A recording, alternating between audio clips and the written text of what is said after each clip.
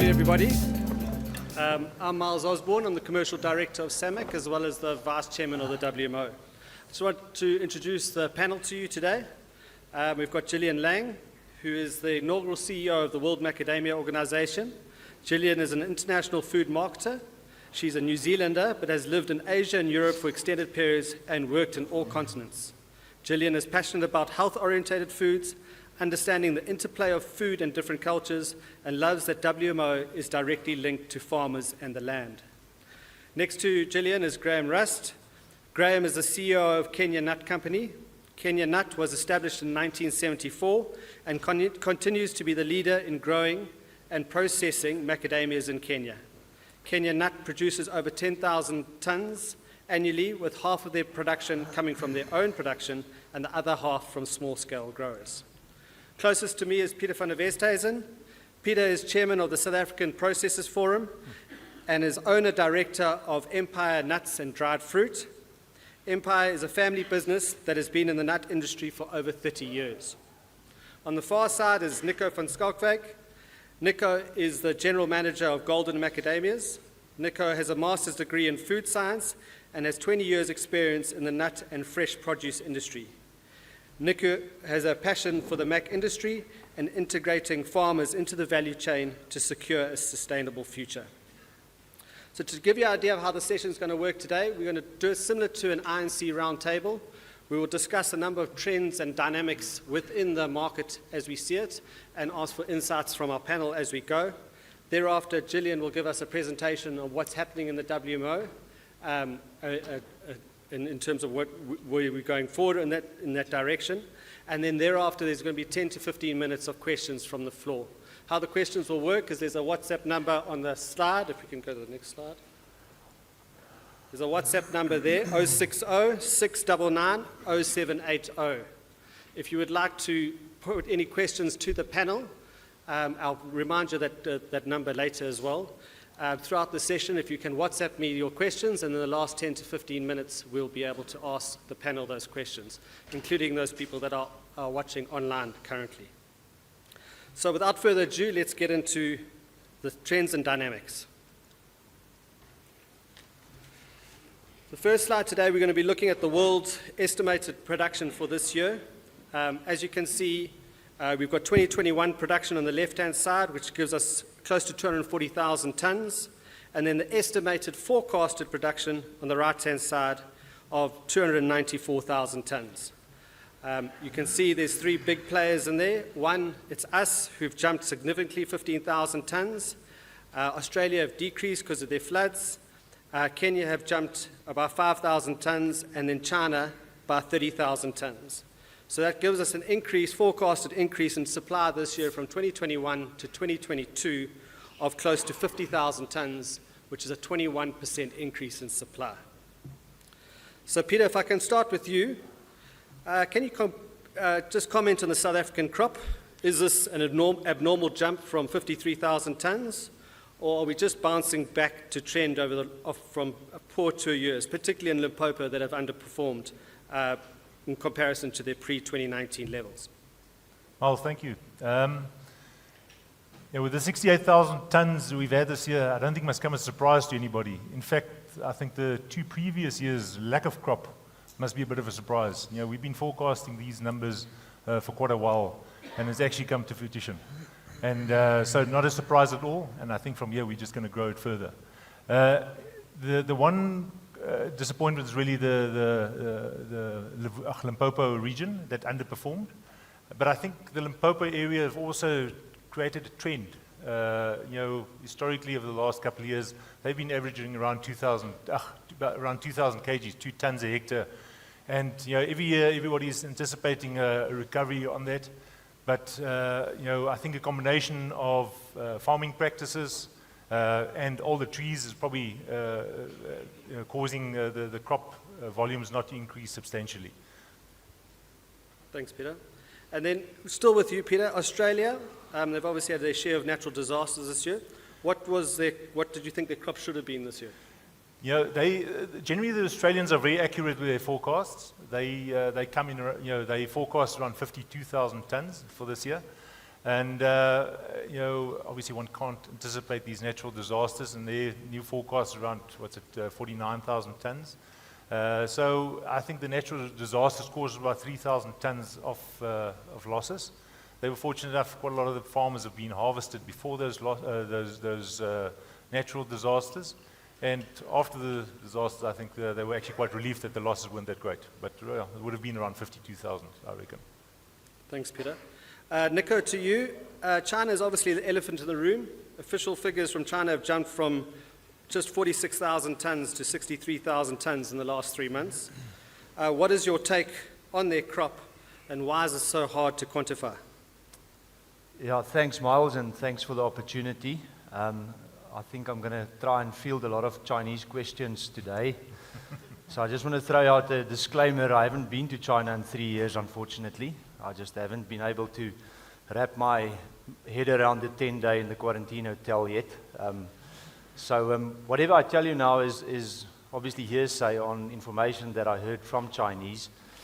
And most often it's not what China tell you, it's what they don't tell you, which is the important information. But yes, based on that, the initial estimate was 45,000, which was just a very subjective guess. And then early on in the harvest, on the ground, the numbers came out that it's only 32,000. And then the 62,000 number popped out about a week or two ago, if I'm not mistaken. My honest gut feel is that the crop is going to be significantly less than the 62. There's always the wet in shell versus dry in shell and so forth. And I think it's going to be closer to 40 than to 60. And the reason for this big number that came out is obviously because macadamia plantings is a government project, and a big number is in the interest of the government. Keep in mind that the long-term estimate back in 2018 was that by now there would have been close to 150 to 200,000 tons.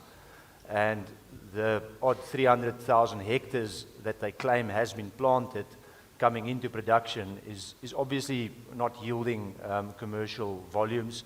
I think a lot of farmers in this audience went to China in 2018 to see those orchards for themselves.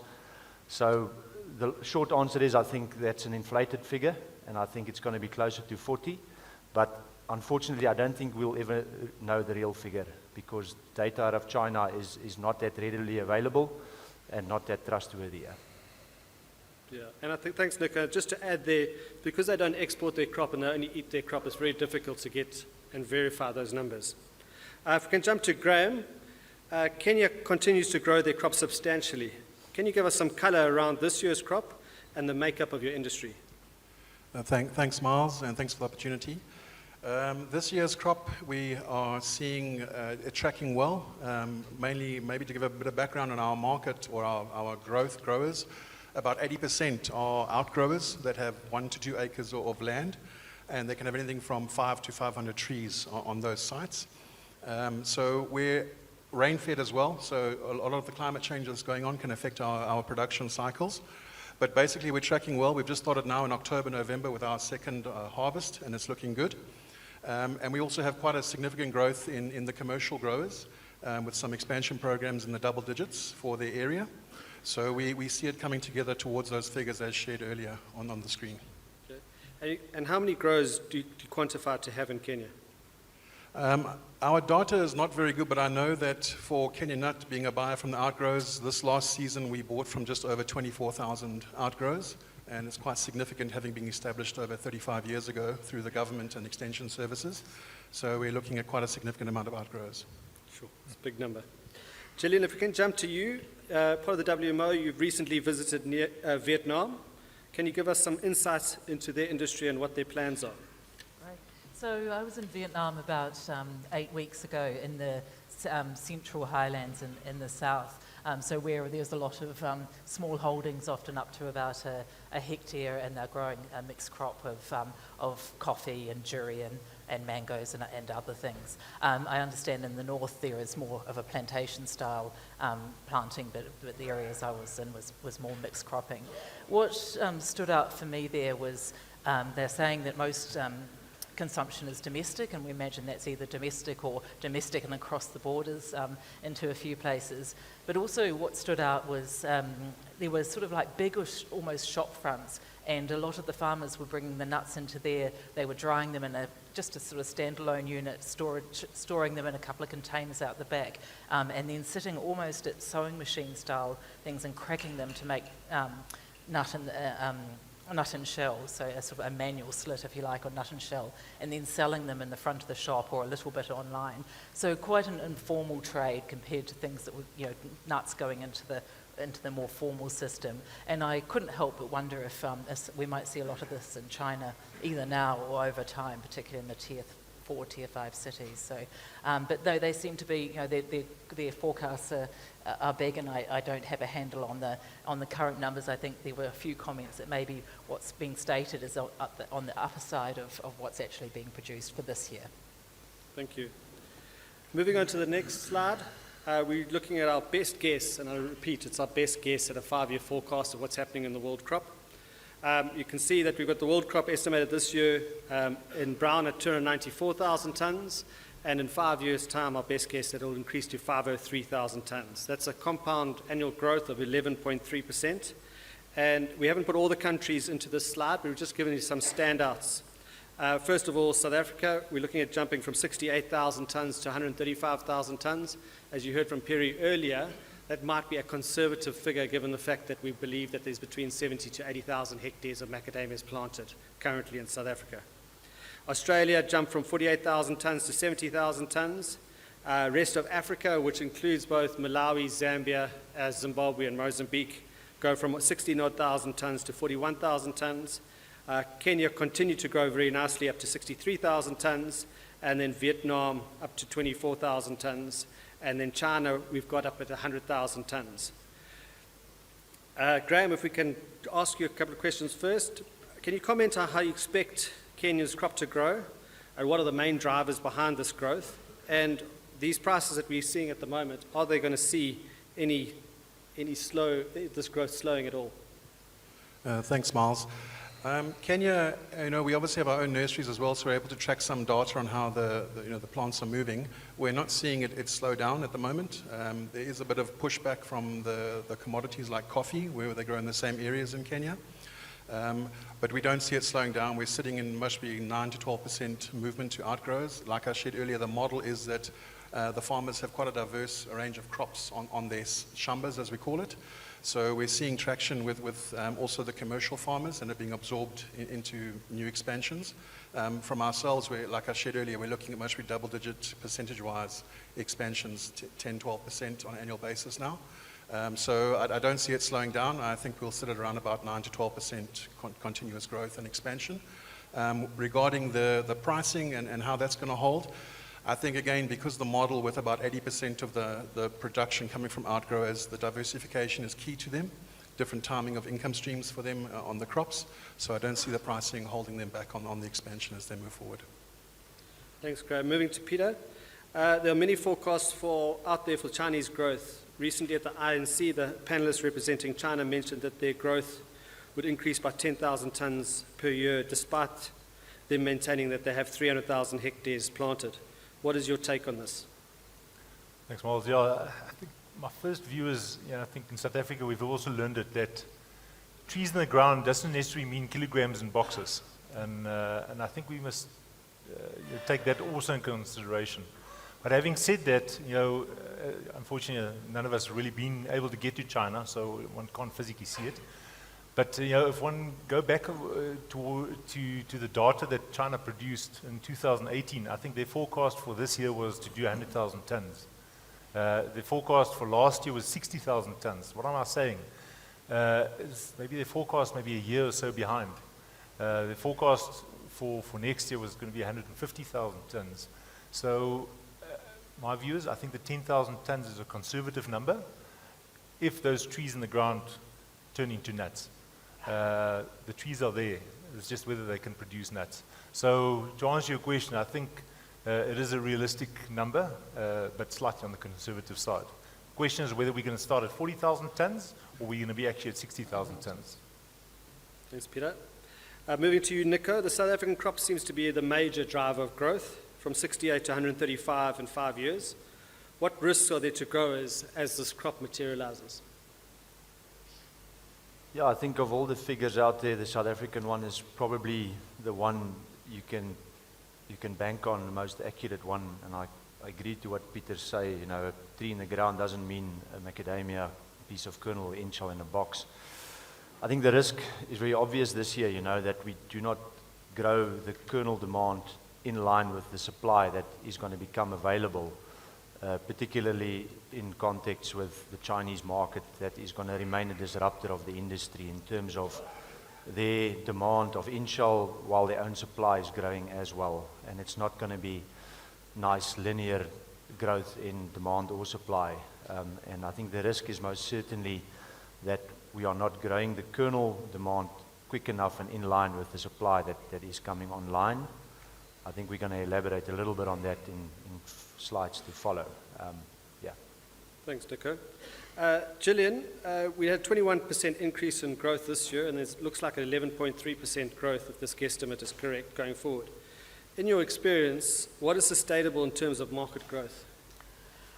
I guess there's two answers to that question, but one is, you know, we only make up 1% or less than 1.4% of tree nuts, so we're still very rare as macadamias, and I think there's so many more places that demand can be generated in a whole lot of different ways. So I think that there's long term, it's a great product. I think it's very aligned to global health trends and has a lot of opportunity. So I think there's definitely opportunity for growth. However, that pace of growth and whether growing double digits and whether we can back that up with supply chain and demand generation and all of those things, I think there might be a little bit of to and forth as we go to a future. But I think long term, big opportunity. There might be some pains and volatility on the way through. Thank you. Moving on to the following slide. So the reason for the current market conditions, you can read on the slide, any one of your handlers or processors would have quoted a number of these reasons over the last couple of months. If we could start with you, Pieter. On the points listed above, what do you believe are your top 3 reasons for the current market conditions? Well, for me, undoubtedly the world economy. You know, I'm fortunate enough, I trade and deal with quite a lot of the nut commodities. And out here we can take comfort that we're not alone out there in the world. Let me tell you, the almond guys, the cashew guys, walnuts specifically, they are really struggling. You know, commodity prices are very, very low, lowest it's been for years. So, and the main drive down is the world economy. What has sort of amplified our challenges, you know, I think we've had a record crop this year, not just in South Africa, but in the world, and that's amplified it. And together with that, the Chinese market has sort of changed slightly, you know, with COVID restrictions, etc., have affected it, the market quite, you know, the way they trade and everything quite negatively. But coming back, it's the world economy is under pressure, and we're going to be in for a tough ride. Thanks, Pieter. Graeme, what was your opinion? Do you want to add to that? Yeah, I think I'll go along with the world economy and what we're seeing. You know, the buying power is definitely diminished in the world economies. You know, following that, Kenya can't trade in nut and shell. We only do kernel, so there's a slight value add there. And again, the markets are less for us in trading. And then last would obviously be sort of the post-COVID shadow in logistics, and then the stock that's still sitting out there. We hope that diminishes in the coming months as we get to peak season of Christmas. But yeah, no one has the crystal ball at the moment. Nico, do you want anything to add there? Do you have anything to add? Yeah, I think China is worth mentioning. I think we've had a very good 10-year wave in China that we've ridden as well as we could, but a lot of our problems are related to what has happened in China. And you know, it's so important for everyone here to understand that the consumption of their in-shell is very concentrated around their Chinese New Year celebration. 2020 Chinese New Year was just before COVID, so obviously the volumes we imported then was sold out. But the problem was with 2022's Chinese New Year, that was in the middle of their COVID lockdown policy. And the wholesale markets were mostly locked down and people couldn't go out, and there was significant carryover crop the top point there, but specific to China. And there's very little demand in the off-season. And believe it or not, there's actually still 2021 carryover in shell in China floating around. Obviously, by now, the shelf life isn't very good. The biggest problem is actually that there isn't certainty around China's COVID policy for the Chinese New Year coming up in January next year. And if the wholesale markets are open and the COVID policies are relaxed, macadamias are priced so well competitive to other nuts on an in-shell basis that the expectation is that demand will definitely be sufficient to clear out all the supply. But no one has those answers, and unfortunately the opinion out there is that the Chinese government conference starting on Sunday, the week-long conference, will hopefully be concluded the next week, and after that, if the COVID policies are relaxed and Chinese New Year will be an open celebration with wholesale markets operating like in the old days, then that would be a big plus for us. But the pain we're experiencing now is due to China, and the fact that we've had such a great run in China on in-shell, we're paying the piper now, unfortunately, and we all knew it was going to happen. And the word perfect storm in China is a bit of a cliche, but believe me, that's exactly what it is, a perfect storm in China. Thanks, Nico. The last point on the slide there, lack of historical and consistency of supply, seems to be quite odd. Jillian, if you can give us some color behind why do you think this is a contributing factor? Sure. We interviewed a whole lot of product developers and food manufacturers trying to understand why, where the opportunities were to formulate into the ingredient styles. And I'll go through some of this feedback in my presentation as well, but we found that they were basically saying we haven't had continuous supply, the price has been quite high, it's been quite volatile, and therefore we've chosen not to formulate in with macadamias, or we've actively chosen, we've sort of been actively encouraged not to formulate it into them or pistachios. And I think there is so I think this is coming to roost as well as we see an increase in supply, more ingredient styles, and the fact that we haven't always fulfilled those orders or possibly had the right differentiated price point for ingredient styles over time. Thanks, Jillian. Moving on to the slide in terms of the nut and shell market. On the left-hand graph, on the left-hand side, you'll see the nut and shell price from 2012 to 2022. You can see in 2012 we were above $3. We peaked at above $6.50 in 2018, went sideways, and then we've come off recently down to $4. If we look at the right-hand slide, that is the South African cumulative nut and shell annual shipments. You can see 2020 and 21 were very similar, but then in 2021 we got up to 25,000 tons shipped. The red line there is the current 2022 shipments, and those shipments sit at 75% of what were shipped last year. Nico, nut and shell shipments are sitting at 75% of the 2021 season. Is this demand just lower on the back of a bigger Chinese crop? Was the delay in is this delay in Chinese buying, or is it carryover stock? Yeah, there's definitely the carryover stock issue, although I think the volumes of carryover stock is at this stage at least diminished a lot. They do a lot of cracking and selling of kernel in the off-season. The September PPCB number that came out was actually a bigger number than I expected, and by the looks of it, we're going to get close to the normal in-shell volumes going to China, which is around about 20 to 25,000 tons, and I think that same number is still going to go out. The obvious thing is it won't be more than the 25, clearly. It will most probably be less, and if you deduct that off the 68,000 tons, there's a significant number of nuts that will have to be cracked this year. I suspect a big portion of that is going to be Beaumont, and we're going to sit with a lot of ingredient styles of kernel due to the combination of lack of Chinese in-shell demand and the bigger crop. And that is probably the thing that keeps me awake at night most. Okay, Pieter, has there been a change in what Chinese are demanding quality-wise? Absolutely. I think nut and shell has really come into fashion over the last 10 to 12 years. And ever since then, every year, they've changed their expectations, increasing their expectations. And I think it's got a combination. I think, first of all, the Chinese got to know the nut better. They understand the nut better and understand what they require. But at the same time, the Chinese started producing their own macadamias, albeit a lesser quality. And I think that's what we've also seen in the market is that less, initially you could chuck anything in a bag and ship it across and they'll be very happy with it. And unfortunately, a lot of us did it. But what we've seen now is that bottom-end market is really taken over by the local Chinese supply. Now, the top cream, that is the stuff that they're importing now. It's not just all about sound kernel or unsound kernel. They're looking for the bigger sizes.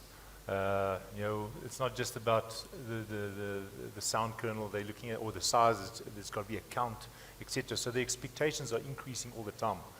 And as the crop is going to increase, I think we're going to see that they're only going to buy the best of the best from us. And I think we need to make sure we position ourselves in our farming practices, etc., etc. We need to position ourselves that we can fulfill that layer.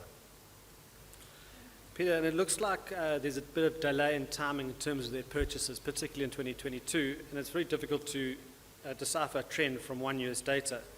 But if this delay in shipments continues into the next year in 2023, what does this mean cash flow-wise for handlers, and then obviously subsequently growers?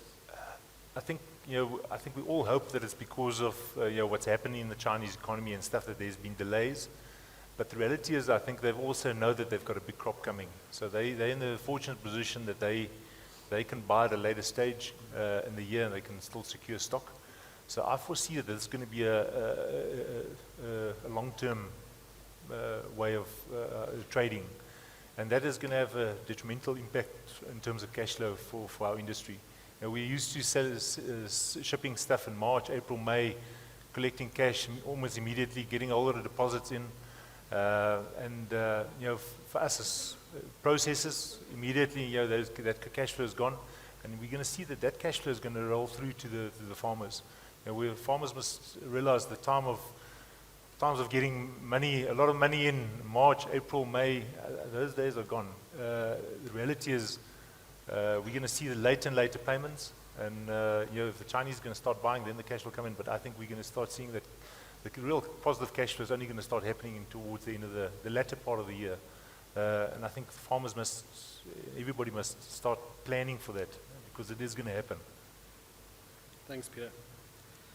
Moving on to the kernel market, and we're going to look at the style price divergence. So these are cost and freight prices to Rotterdam. The left-hand side, you'll have style 1 and style 4. So the style 1 is in blue, the style 4 is in orange. And the right-hand side, you have the difference. So the dotted line is on the right-hand axis and represents the difference between the two. And we're going to focus on the difference in this particular session. You can see between 2015 and 2017, we sat at around $3, then jumped in 2018 to close to $5, and then we've sat at around $3 up until the end of 2021, and then we've gone out over the last year from $3 to $6. Which has been a substantial price divergence. Jillian, if we can start with you, Mac prices, styles historically were priced very similarly. Explain why this was not sustainable, and what opportunities does this now offer for market development? When I joined the industry only about 18 months ago, having come from other ingredients businesses in the dairy industry, I was always quite surprised that there wasn't a bigger difference between a style 0 and a style 1 and a 6 or a 7 or a 4 in this case. And I think I've, the ingredient styles, ingredient manufacturers, and having been a brand owner before, when you're formulating your product, you need to know, one, that you're going to be able to get styles over time, and you need to generally your pricing in a range. So your line pricing with all the other products that you're formulating. So if you've got an almond and whatever granola and something else, usually your line pricing. So I think that the change in ingredient style prices will mean that more ingredients manufacturers will formulate into macadamias over time. But we will need to encourage them to do that as well. Graeme, what does this mean for Kenya? So I think, Myles, as we shared earlier, 80% plus to 85% of our market comes from the outgrower model. where we don't see much, good management practices or nutrition being put into the crop. We see the style fours remaining as our major, style coming through. On the commercial side, we're driving at it with good management practices and selecting varieties and trying to get those sizes up for ourselves. But I think that we're just going to have to ride the wave out and look at product development and then trying to lower our raw kernel going out and pushing more value addition in our crop that's sold across the world. Pieter, in terms of Style 1, particularly Style 1S is an anomaly this year with all supply being exhausted and there's still a demand out there for it. What has happened in this style? I must tell you, that's one style that excites me and proves the point that we must never write off China. And again, we haven't been there, but over the last couple of years, they've bought quite a lot of 20 to 22 millimeter nuts. And the theory is that they haven't been able to sell a lot. They end up cracking that. And they've developed a market for the smaller whole nuts, the confectionery grade, a lot of them coating it, and they've developed a market for that. And that's where all the Style 1S is going. Now most of us are cracking those 20 to 22 millimeter, but they've got a demand for those smaller styles. And I think with WMO WMO's help, I think there's really big opportunities in China. We must just go and find another product that they like. I tell you what, this 100,000, 200,000 ton crop of ours can disappear very quickly, and they've proven it. Thanks, Pieter. Moving on to the next slide and staying with style price divergence, we've just given you a selection of varieties there. From the left is Beaumont, all the way across to 816s on the right-hand side. So holes, we've bucketed style 0, 1, and 1S, and then style 4s and all the pieces we've bucketed under pieces there. And what it shows you is that the Beaumonts to the left are giving us, and this will change according to regions, but this is an average of what we've got at the moment, is that Beaumonts are giving us around 30% holes and just short of 70% pieces. And then it goes all the way across to 816s, which are sitting at just under 70% let me go back to the Beaumonts. So it's giving us 30% holes and 70% pieces. And going all across to 816s, that are giving us close to just short of 70% holes and 30% pieces. So it's a substantial increase in price differentiation based on style spread this year, based on the prices that we are getting. Nico, if I can ask you first, is this price divergence as a result of increased supply, or is the lack of nut and shell demand compounded this, given that historically the majority of Beaumonts were sold as nut and shell? I think it's mostly as a consequence of nut and shell, and I think unfortunately there's no way to sugarcoat this. This trend is going to continue. South Africa sit with a massive Beaumont crop that's starting to come in production. We haven't had an on year for Beaumont in 4 years, and it really is a case of the Chinese in-shell market is not paying the price they used to pay for Beaumont because they've discovered on their side that there's better varieties out there. And the space which Beaumont occupied in the Chinese in-shell market is now being occupied by their own local Yunnan crop. The consequence of this is that we are going to have to most likely crack the majority of this very big Beaumont crop heading our way. And this graph tells it all, because obviously the halves and the pieces, that 70% orange bar, that needs to go into all the ingredient products that, quite frankly, still needs to be developed. And it takes a lot of time to develop those products. It takes investment, and it's something that is going to present a great opportunity, these attractive pricing to ingredient companies. And there's a lot of behind-the-scenes action in terms of companies developing new macadamia products that is very exciting. But I think we're in for a year or two speed bump, perhaps 3 on the Beaumont crop that will have to be cracked and will, in my opinion, not be able to go to China as much as it used to. Thanks, Nico. Pieter, what does the style price divergence mean for farm gate prices for growers? I think radical. That says it all.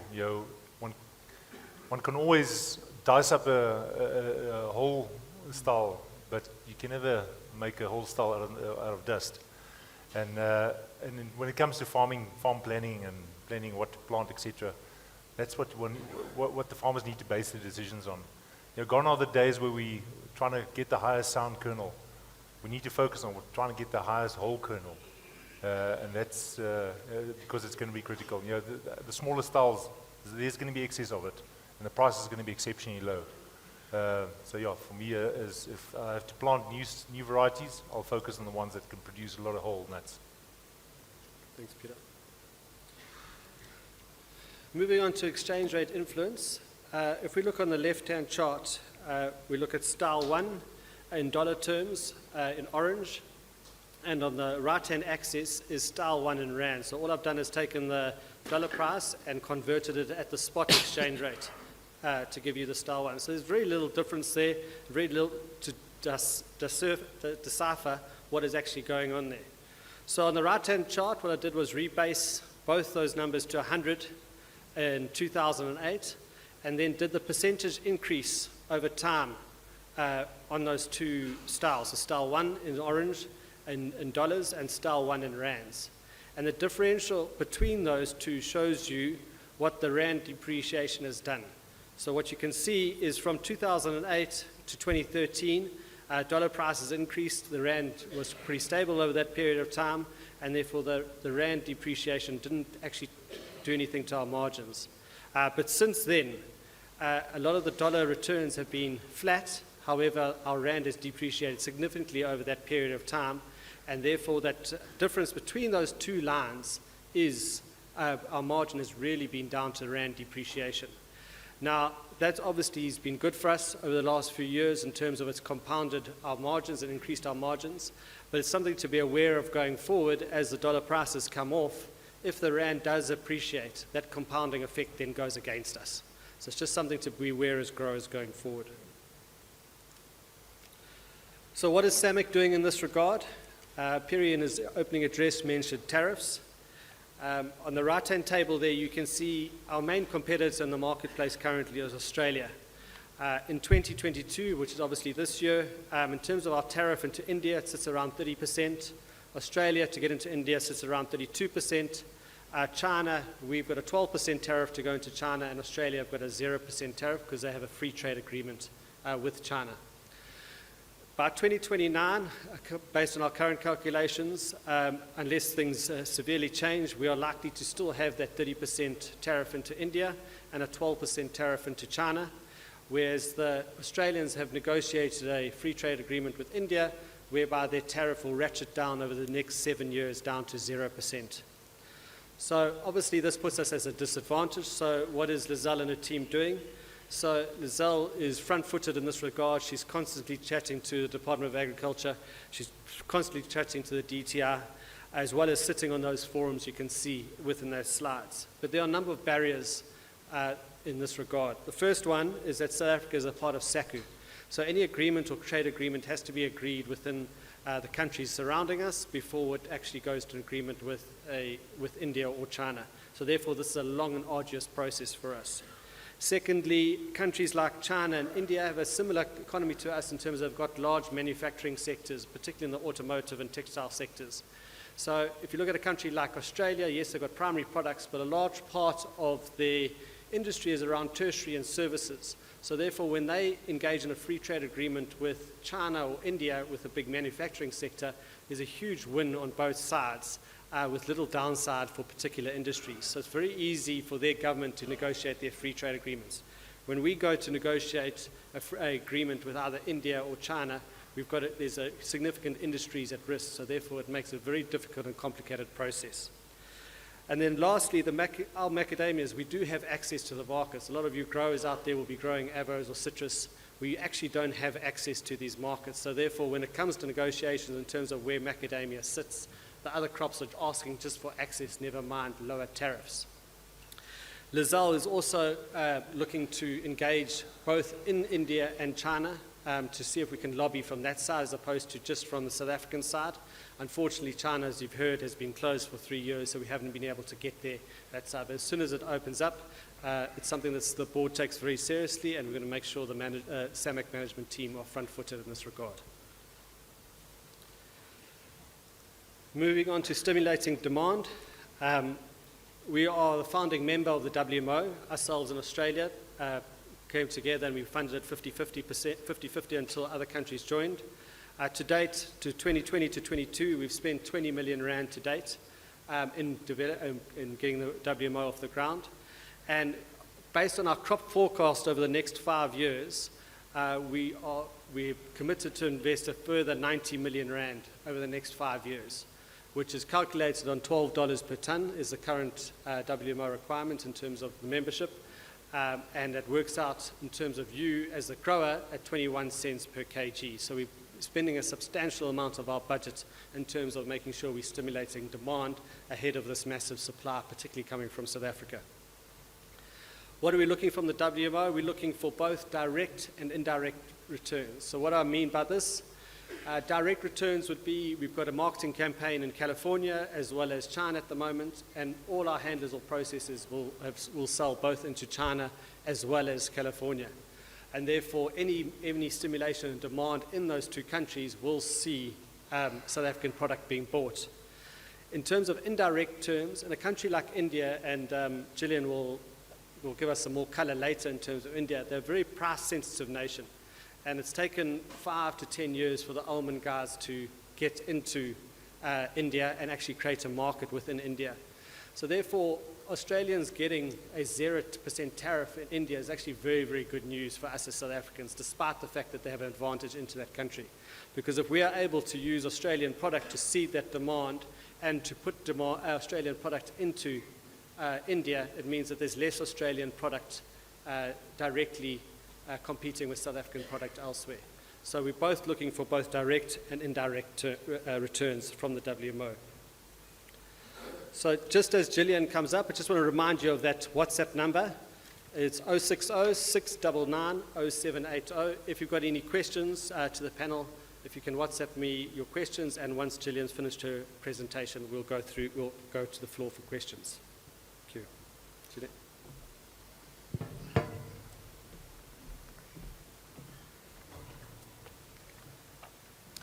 Great, thanks, Myles, and it's fantastic to be here in South Africa. I'm, as you know, the CEO of the World Macadamia Organisation, which sounds like a very important role, or big role. There's 2 of us in the World Macadamia Organisation, myself and Tina, and she's on leave this week, so I'm it. I'm here from New Zealand, as you've heard, but there's actually no reason the World Macadamia Organisations that I'm based in New Zealand, other than when Australia and South Africa first were the cornerstone funders. They sort of wanted someone who was independent to Australia and to South Africa. And excuse me. And actually on my first interview with Pieter and with Lizelle, I think they thought Australia and New Zealand were a little bit close together, and I sort of brought out my line that, I'm a very big All Blacks supporter, but I support the All Blacks or anyone playing against Australia. So I think that's sort of...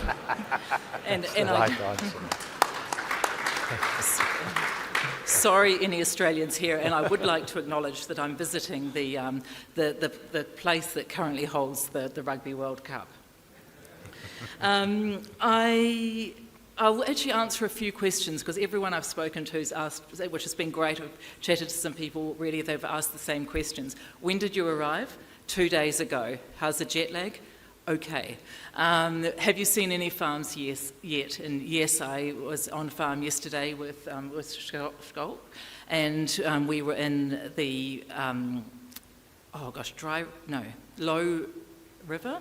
Lowe's Creek and Barberton areas, and thank you for the hosting of the people there. I saw a lot of trees, I learned a lot about varieties, pests, and saw some beautiful scenery as well, in addition to nurseries and processing and things.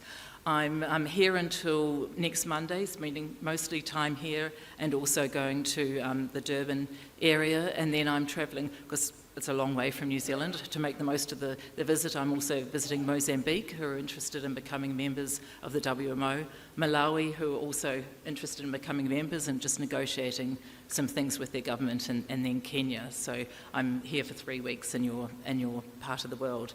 And whilst I've lived in lots of countries, or visited lots of countries, and this is my first time to this part of Africa. So far, it's been fabulous. So in terms of the World Macadamia Organisation, we start from processor and go out to consumer. So we're here to grow the love, and it's to make sure that there's demand, now and in the future. And we think that there's a huge opportunity to generate demand, both through doing activities, but also owning our story as a nut. So we say that our purpose is to champion the potential of macadamias as a mindful whole food, and that's two big words which I'll talk more about why we've specifically chosen mindful and whole food in the course of this presentation. And of course, through doing this, as you will all know, as much as anyone, through building a love for macadamias, we'll be able to ensure that there's a strong and sustainable industry into the future, that the trees that are planted end up being very valuable for the years ahead. This chart here shows the top 2 producing countries for each nut. And I thought it was just interesting to look at this because generally nuts are quite concentrated, so you'll see the top one there, the Brazil nut. Interestingly, the top 2 countries are not Brazil, but Bolivia and Peru, and 94% are there. We commonly hear that almonds, 80% come from California and some more from Australia. But with macadamias, and this is on the 2021 actual crops rather than the forecasts, South Africa and Australia make up 50%. So it's quite a nut that is spread around the world, and I think this is a good reason why we're the World Macadamia Organisation, not the South African one or the Australian one or the China one. So I think there's a real opportunity in this industry for many countries to come together. And I do actually applaud the foresight of, I think particularly Australia and South Africa, through saying let's get together and see what we can do here rather than just competing against each other. So this is who we have as members at Foundation. So obviously South Africa and Australia, as we've spoken about. We also have Guatemala, Kenya, Zimbabwe, Vietnam and Hawaii. Hawaii are not joining us this year. They've got a few internal challenges, but we're also talking to other countries about joining as well. The one country which stands out as not being a member at the moment is China, and we're doing our best to understand what it would take for them to become a member, either formally or in a less formal way. Like everyone's touched on, it's very hard to do that via the Zoom. So we're trying to keep conversations up, and actually have also just commissioned a little bit of work to just map out who all the stakeholders are in that market and what it would take for China to become a member. So I'll talk about 4 key areas. So, and these are the 4 areas that we're focusing on for demand generation. China, ingredients, mindful consumption, which is the consumer side of, I'll talk more about that, and India. And we've chosen these markets through places where we think there are big levers. So China's the biggest nut and shell market, the US is the biggest kernel market, and India is probably the market with the biggest potential in the near term. And also, generally these markets, most of our members, or a number of our members, import into that. So we've avoided countries where almost 90% just comes from one origin, or where there's not potential growth. And the marketing, when we talk about demand generation and growth, there's really only kind of a few ways that you can actually get growth. And this is really taking marketing and boiling it down to the simplest things. You can get people to eat more. So each time they sit down, they can have a bigger serve, and perhaps in today's world and with obesity challenges and that, having people eat more per serve is not necessarily the best growth option. You can get them to eat more often, which is what we call frequency of consumption and marketing. So when you get people, when they're choosing to eat something, to eat more often. And then the last one, which which you can't quite read on that slide, unfortunately, says more eating, getting more people to eat your product, which is what we call penetration. And when I talk through, I'll give you what our strategy is for each market. Mostly it's around eat more often, so getting frequency of consumption, but sometimes, especially in India, we're looking at trying to obviously get people to try macadamias for the first time. I'm not going to spend a lot of time on this slide, but because I think I need to do a new one which amalgamates a few China, Hong Kong and and Vietnam coming together. But I think this just demonstrates that South Africa at the bottom there and Australia are big importers of nut and shell into China, and that the volumes have changed over time, but increasingly we need to look at the different routes that they come into China. So in China, and China is a country that I love and have lived in a couple of times, most recently about 5 years ago. And the thing about China is their relationship with food is very, it's very visceral, it's very usually quite intimate and deep, and they talk a lot about food. They eat in expressive ways, and we knew that if we're going to build a love for macadamias over time, we really needed to understand why macadamias were in their life and what we could do to encourage them to consume more. And as you probably all know, 90% of macadamia consumption in China is nut and shell. And we found out through ethnographic research, so sort of getting alongside people and understanding their decision making, that generally macadamias are consumed at Chinese New Year, and largely they come in gift boxes and with other nuts, usually in sort of foil packaging. And even though they're presented as perhaps the most premium nut in the way that they're presented at the front of the display or things, it's largely an unemotional purchase. It might be a gift, and people are not necessarily engaging or finding emotion around macadamias.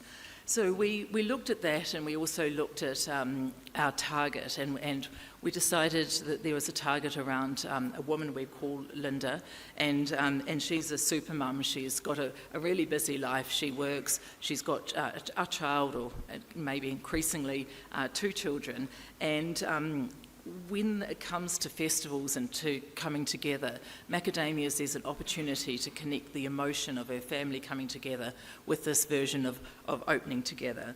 So I'll show you the first film that we've made, and this is targeted around family festivals. So it's trying to build some emotion into what happens around Chinese New Year, and then to encourage that family moment of coming together at other times of the year as well. So I'll show you the film and then talk a little bit more about it.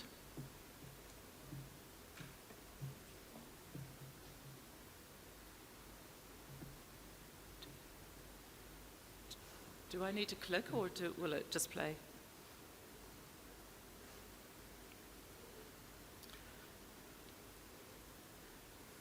No.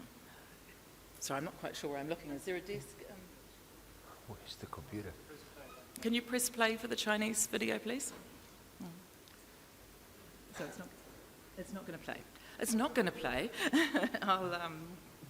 Okay, there's a lovely video which shows a Chinese family of 4, and basically the kids are all distracted and disjointed. One's inside a little teepee and the other one's playing on the iPad, and they start opening macadamias, and it's the crunch and the sound and the action of coming together that sort of brings the family together. So the thought is, and you can see the still from it here. This is, you know, sort of the happy moment when the family's all gone from being quite disengaged to being engaged. And this is the core idea, and maybe we'll be able to get it to play later in the series. But it's quite a well-received opportunity, positioning there. So we've taken that and created our own WeChat and Weibo channels, and then we've had a huge amount of success with influencers in China. I think part of the reason we've been successful with influencers is that we've had we're not selling a particular brand, we're not selling a particular origin, we're just promoting macadamias and also promoting this emotion of families coming together. So, for example, these two influencers, one has 6 million followers and the other has 4 million followers. I think I have about 120 followers. And they're creating moments very similar to the moments you would have seen in the video, and sharing these. And a lot of our work in China at the moment is sort of testing out little things to see where we get success, and increasingly, even though if you're very fine-eyed, you'll see that this has been branded the WMO, which is what we did as an initial entry, but we'll be moving it over to Love Macadamia in the next 6 months. Here's Instagram taken in February in 2022. And when we look at macadamias and the number of hashtags there are on Instagram versus other foods that are perhaps called naturally functional, we can see that we're really low. And actually, this is versus other great foods like avocado and blueberries. But even if all nuts were there, we're also very low in terms of our activity on Instagram. When we dig into that and see what's there, it's mostly skincare or indulgent sort of baking, if you like. And actually, back on that earlier slide, you'll see kale there. And kale, kale's, do you have kale here? Is kale no, kale's like a green, it looks like that actually, a bit like silver beet or chard, depending on where you're from. And kale's a great industry example, perhaps along with avocado, of someone who has sat there and had a long-term strategy to build awareness. And in the graph there, you'll see how many new product launches they've had involving kale in the years that are shown there. So this is an example, I think, of how building awareness of a product and its nutritional benefits can actually build the category over time. So we, as I said, ingredients is one of our demand generation areas, and we have a strategy that involves 4 elements there.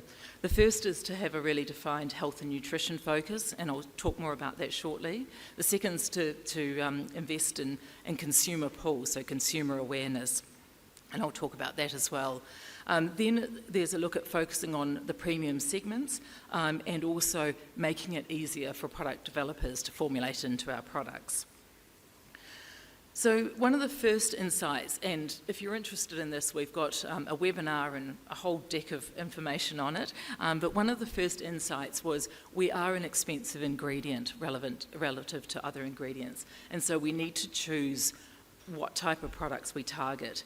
And on this graph, the dotted line is the selling price per unit, and the solid line is the volume. So if you look at a category like nut butters, peanut butter, Skippy's peanut butter, very high volumes, very low price per unit. We need to be back on that left-hand third, touching or targeting the lifestylers, the people who have a real engagement with food, and also early adopters of new products, because there, even though the volumes are a little bit lower, it's niche players formulating into them, and the price per kilogram is much higher, and we think that there's strategically we should be targeting these brands that are going after new opportunities and people who have a high interest in food. We commissioned a guy in the UK actually called Jillian. He's a food trends guy, and he writes New Nutrition Business and the 5 key trends each year. And we looked across all of the segments in terms of where do we think there is opportunity. So the dark green is high growth, and the beigey colour is moderate growth. But for each of these categories, he's given examples of products that are already there, what entry strategies could look like, and what type of claims we might be wanting to make. So a couple of areas that we're going to focus on particularly will be bars and bites and the breakfast space, and also categories where our natural high level of fat really works for us. So he thinks things like coffee creamers could be a very good opportunity. He was a little bit more lukewarm on the plant-based milks, and some of this is because macadamias are expensive, and also in nut milks, the absence of protein is often difficult compared to its alternates like dairy milk. So we're seeing that probably where macadamia milk's being developed, it's being supplemented with other types of protein or even things like oat. This is some quotes from that report, and I think I touched on them in the plenary session, but food manufacturers and product developers, when they formulate in, usually it takes 6 to 12 months to formulate in, and when you've created a product, you've paid listing fees, you've got it there, you need to make sure that you can continue to supply it over time. So security of supply is a really, really important issue, and something that I think needs to be addressed. Coming from the dairy industry, we would often price out or make commitment of supply for 2 or 3 years in advance to ensure that people would formulate into our new ingredients. The other feedback, and this is, these are verbatims from talking to industry, is they'd like to see a bigger range. We don't have a huge range of products available. What would a new range look like? And they sort of say, look at coconut or look at almonds. They do a good job of different products, and also help us know what to do with your product. Make it easy for us to formulate into them, is some of the feedback in the ingredient space. So at the end, I'll cover what we're doing for next year, or for this year that we're in, but certainly the ingredient space and helping success will be more products being formulated with macadamias, and particularly with a focus in the US at the moment. So now I'll step back to the consumer pull space. So this is when we talked about mindful consumption. How do we make sure that consumers are going to pick up products with macadamias in only if they're aware of them and also have some understanding about the benefits of them? So we use personas a lot, and this and a persona is almost like it's almost like having an imaginary best friend. So this is Ashley, and she may exist, but she's 28 years old and she lives in California, and she's focused on being the best version of herself. And she's active and she's busy, and she cares about her body, and she cares about the world that she lives in. And she's a flexitarian. She perhaps wanted to be vegan for a while but realised it was quite hard going, so she does eat little bits of dairy and little bits of meat, and she's not that interested in the fake meats and that are there at the moment. So Ashley's our core target at the moment, and we're focusing on her in California. In terms of the positioning, for macadamias, we're looking at where healthy meets luxury in a natural way. So we could go after super indulgent, or we could go after a bunch of different things, but we think that healthy plus luxury plus elevation and natural is really important. And therefore there are 5 sort of things that sit up underneath this. The first one is enriching nutrition. And I'll talk more about nutrition in a little bit. Elevation is really important. That how do you sort of talk luxury in not a sort of Louis Vuitton way, but elevating moments is part of it as well. There's definitely work and opportunity and versatility around culinary and how I use it in my home. And we still think we need to talk about rarity. We don't want to be every day, so we don't want to be common. And sustainability, which I'll also come to, is really important. Ashley really cares about her world and how sustainable the products are. She's very worried about almonds and what's happening with water in California and other things. And I think there's a lot of work we need to do in sustainability. So you may have seen the video playing at the beginning. So the space we've gone after, we're not promoting one particular country or one particular brand. We're promoting the macadamia category overall. So we've come up with this phrase around love macadamia. And in this space, we've got an Instagram and Pinterest and Facebook pages. Feel free to please follow us. We're building awareness initially. We're moving into educating and then also creating communities over time.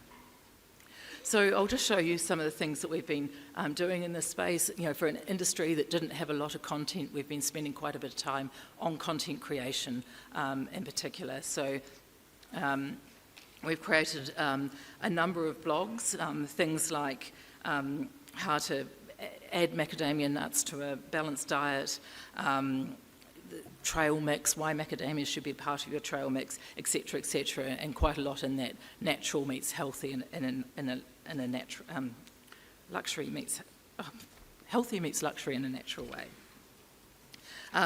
We've got a whole lot of recipes that we're developing and putting onto the inspiration part of our website.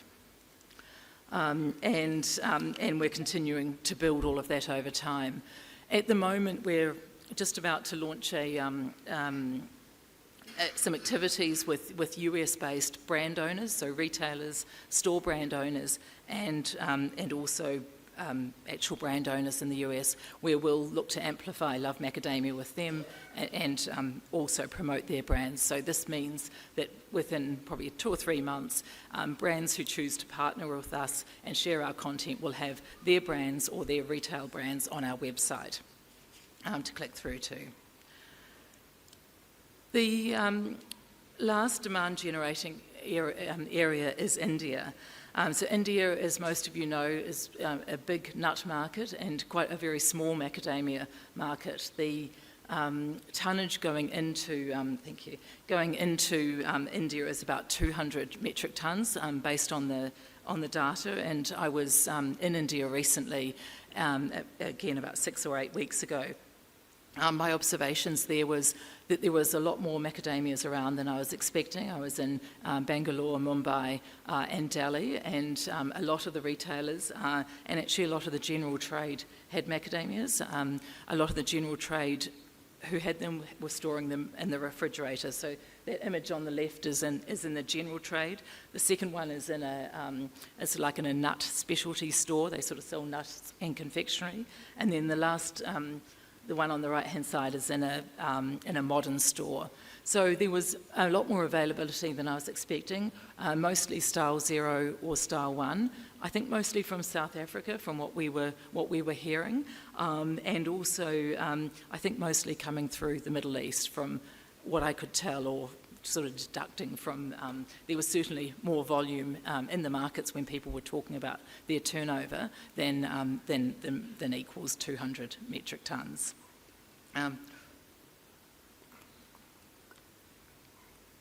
That third image along is taken. I actually took that photograph, and we're interviewing people in their homes.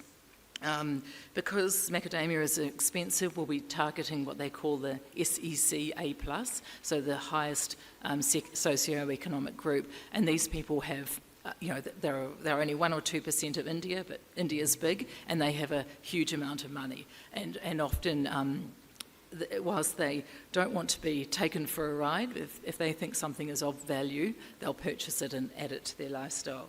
So we're just completing the strategy at the moment, but I think it's safe to say there's a big opportunity in India. Well, we need to be very strategic in how we go about it, and in the first year we'll be targeting just on one city, and we'll be looking at accessing this particular group of consumers, probably through references from dietitians or nutritionists. Most of these women tend to, even if they don't need it for weight loss, they tend to go to a dietitian to get a prescription, as they call it, of what they should be eating. And already nuts are part of their daily dose, their daily routine, and can we get macadamias added into that?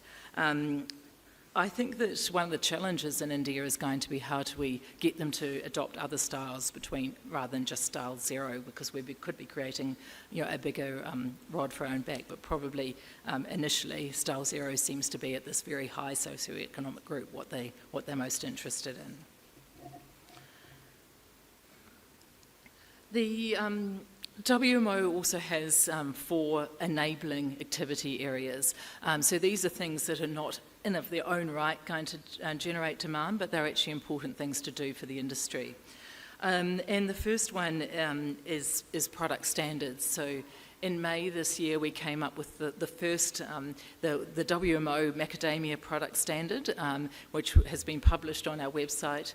It was predominantly, the heavy lifting was done by Australia and South Africa, and I think there's a number of people in the room here who I spent quite a few hours on the Zoom with, trying to work out how we came up with the standard. I think it's out there. This year we're going to look at how we add visual guides to that, because so that to help buyers ascertain, and a visual guide obviously needs to cover all origins. The second area is in the health and wellness space. So basically, we could say so many things about macadamias, but I think we need to, as a marketer, we need to say only 1 or 2 or 3 things. We need to be quite narrow in what we say, and we believe that the message should be around good fats.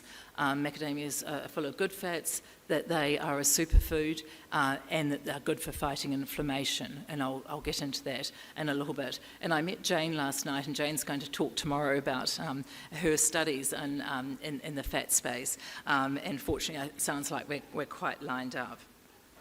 But when we look at the fats, there's 2 aspects of fats that are good for us. In the polyunsaturated fats, there is both our presence of omega-3, and omega-3 is a fat that you can only get from consuming food. It's an essential fatty acid, and omega-6 as well. But one of the challenges, and interestingly in India, I had a meeting with the head of the Dietitians Association there, and she was saying in a country which is predominantly vegetarian, and even if they're not vegetarian, they often don't eat a lot of seafood, she observes an absence of omega-3, and that often shows up in inflammation. It shows up in skin conditions, endometriosis, and other issues. So getting omega-3 into people's diets is really important. The other challenge is that, particularly when people are having high-fat and low-carb diets, is that they can end up with too much omega-6. And too much omega-6, you need a little bit, but if you have too much, then that actually contributes to inflammation as well. And we think one of the things that we should really talk about is that macadamias have the perfect ratio between omega-3 and omega-6, which means that you can get your these essential fatty acids without causing inflammation in the right ratio. And so you can see there on the chart, both we have a good ratio and a good presence in versus other nuts, but also versus other foods that you'd commonly consider being very good. So it's flaxseed and olive oil, and I know that we'll be hearing more about olive oil tomorrow and avocado. So if anyone asks, we have good omega-3 and omega-6, but also particularly a good ratio.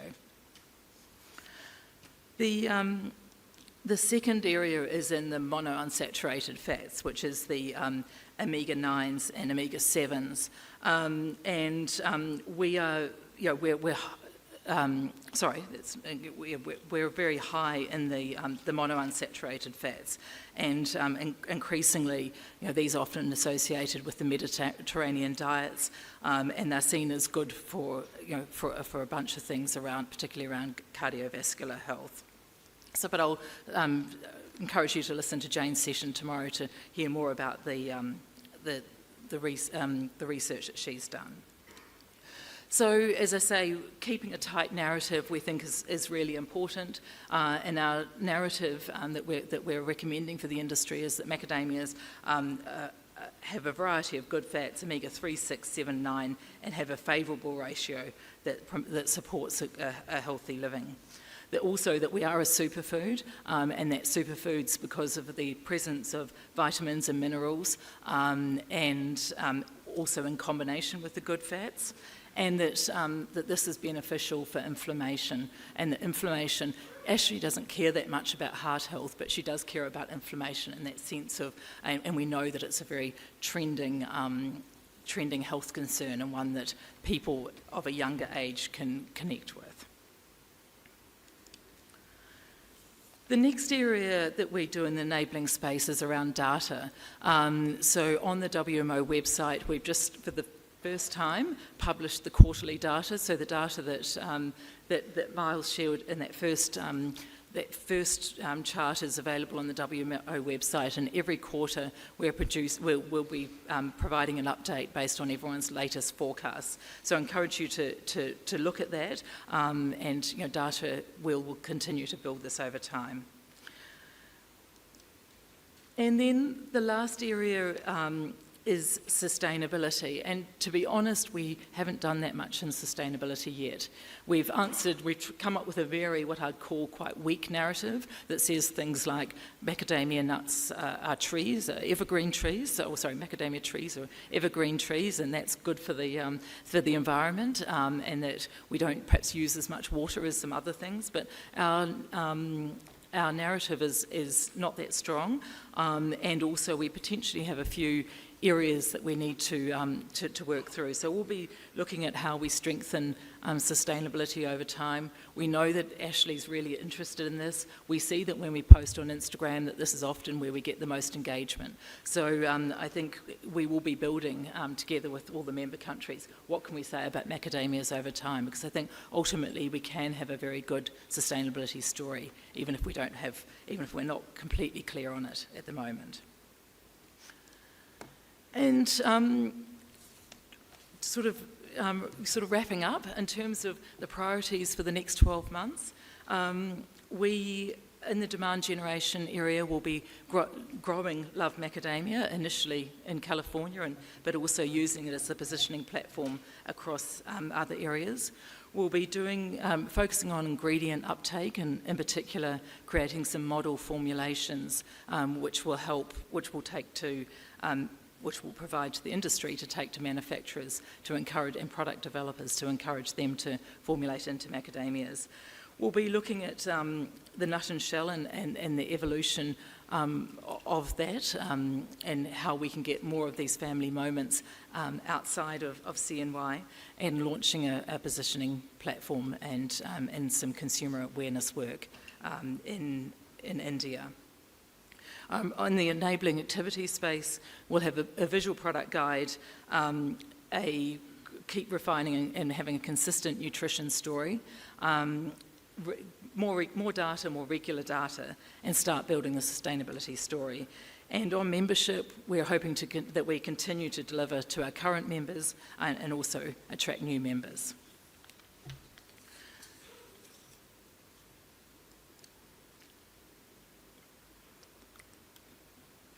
We have a bunch of resources available for members, so almost everything that we do, we record the webinars, we have reports available, so if you're interested in any of these areas around China, the retail audits in China, the ingredient space, India will be having a webinar on India in early November, or the 31st of October. We have this amplification program around Love Macadamia available as a selling tool to our processors and handlers, and also the nutritional summary that I've just given. There's a 30 or 40 minute webinar of the two experts that we engaged in the US to advise on this, them doing a much better job of explaining the benefits of macadamias. And for example, in the nutritional space, we'll be doing 3 blogs for podcast, for consumers before Christmas. So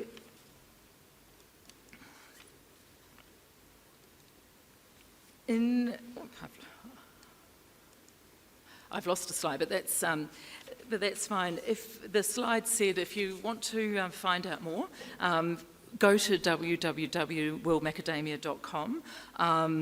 If you would like to find out more about the consumer side, www.lovemacadamia.org. Or send me an email or a WhatsApp at any time. I feel very privileged to be in this role and to serve you all, farmers and processors and handlers and other people in the industry. You know, I think I'm drawn to this because I think it's a fantastic, there's a huge opportunity. It's not an easy marketing challenge, but it's a doable marketing challenge. Macadamias are very on trend and have, I think, a huge amount of opportunity.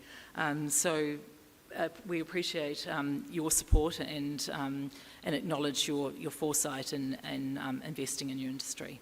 Thank you.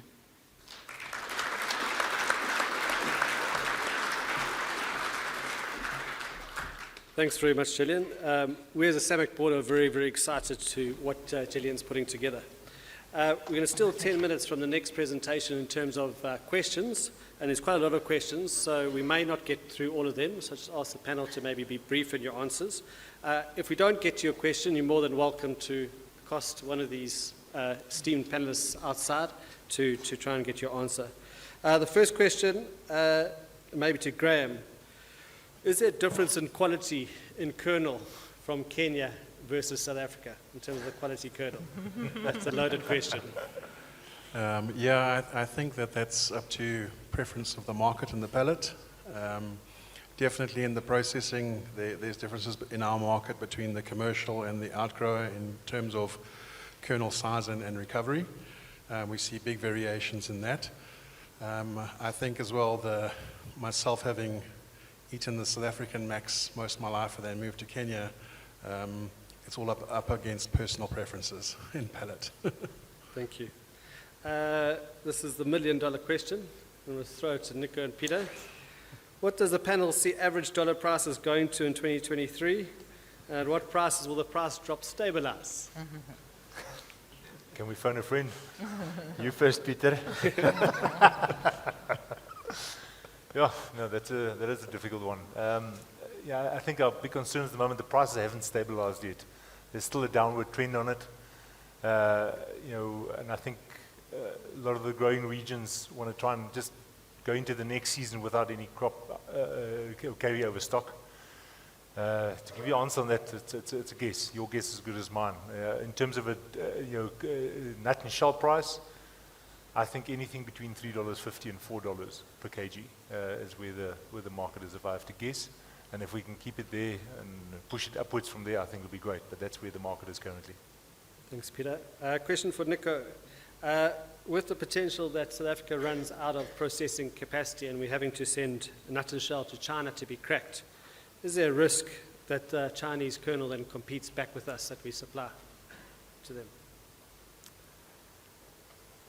I think it will all, end up on the market in any case, whether it's via China or not. And I think one shouldn't be naive in how easy it is for a bonded facility, and we all know them by name, the Sunwings and Rainbows of this world, being able to crack any kernel and then sell it in your box from China. The Hawaiians have been doing it for years, and Australia does a lot more of this than people realize.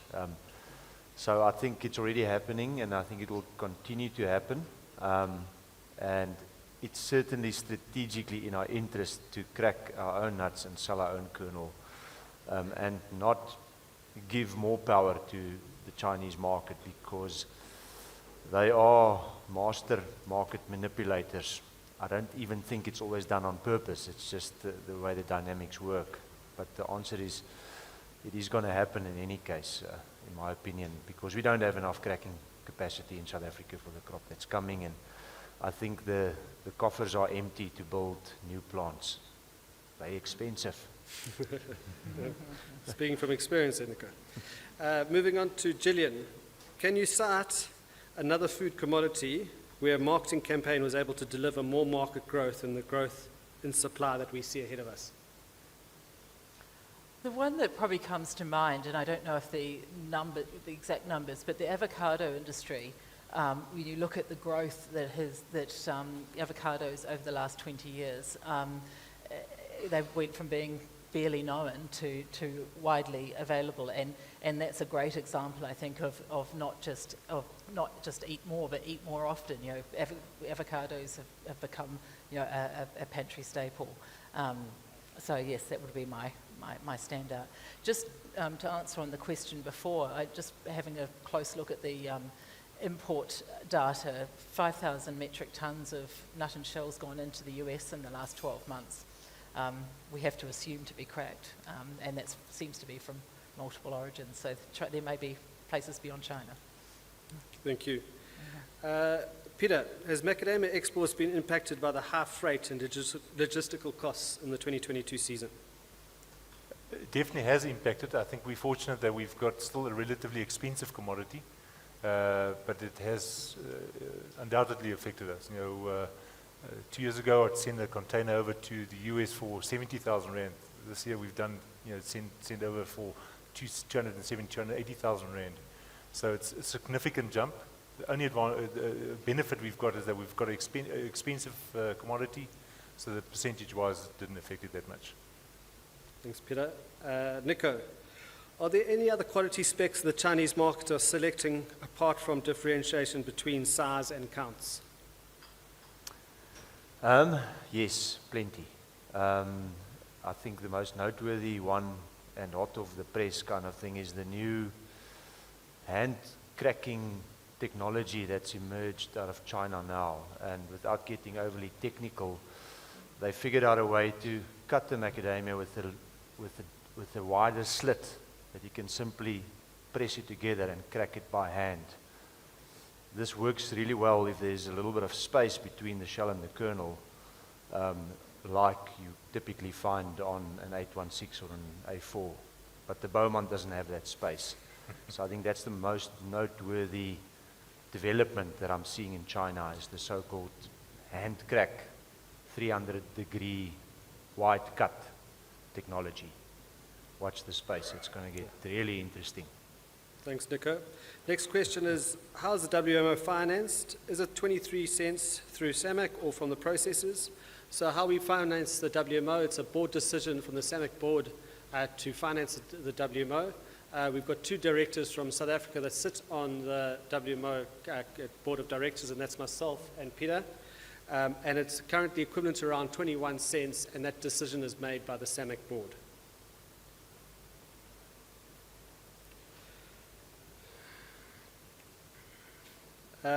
Question for you, Jillian. In terms of direct marketing, like in terms of adverts and cooking shows, what is your thoughts on that? Are we investing in that as a WMO? Sorry, what was it? So in terms of direct marketing, in terms of adverts at country base as well as cooking shows, is that something we're looking at investing in as a WMO? Yes, over time, cooking shows I'd love to, but that might be a bit beyond our budget. But initially, we're focusing generally on awareness, and we'll do that through whatever form makes most sense in that market. So sometimes digital often is the easiest place to start, but we will look at more sort of live events and things, and probably in India in particular, it will go off digital and be involved in live events, early on.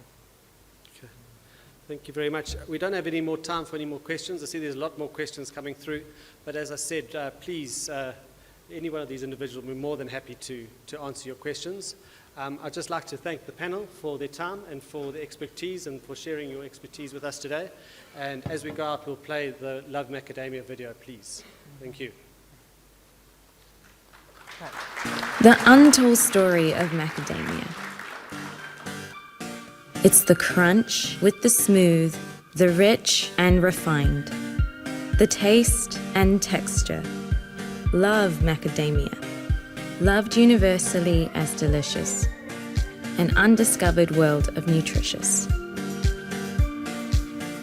Love Macadamia is a new wellness story, tuned to changing lifestyles, bringing light to a new dose of goodness that's good for body, mind and mood. It's for the love of a healthy life, a whole food loaded with the good fats, essential vitamins, and minerals. Love Macadamia is here to keep you feeling at your best, naturally, with a love for its sustainable origins, grown slowly, naturally, responsibly, using less to give us more, and so good in so many ways.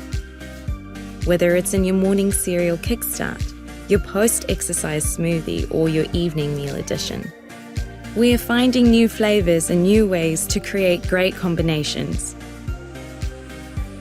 A new way to love a whole new look and feel, making moments special. Love it all, love the taste, love the goodness, love living well. Love Macadamia.